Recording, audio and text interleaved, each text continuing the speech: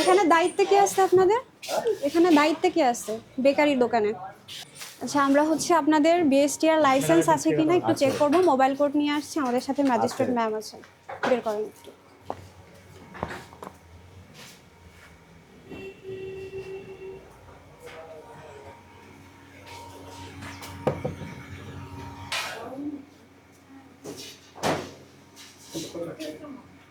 আপনি কাগজ আনছেন? না না কাগজ আনি ফোন দিতেছি কাকে ফোন দিতেছেন?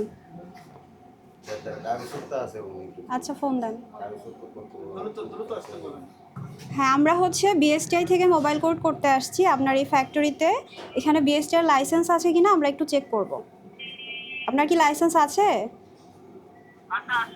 কোথায় একটু দেখান, আমাদেরকে দেখানোর ব্যবস্থা করে দেন।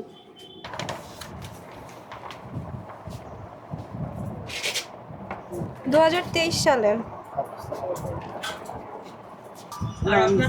দীর্ঘদিন যাবত লাইসেন্স নিচ্ছেন না। হ্যাঁ, আপনি একবার মনে হয় খালি টেস্ট ফি দিয়েছিলেন, টেস্ট ফিও না, আবেদন করেছিলেন, এরপর আর কোনো ধরনের কোনো ইয়া করেন নাই। দীর্ঘদিন যাবত আপনারা বলছে যে দিব।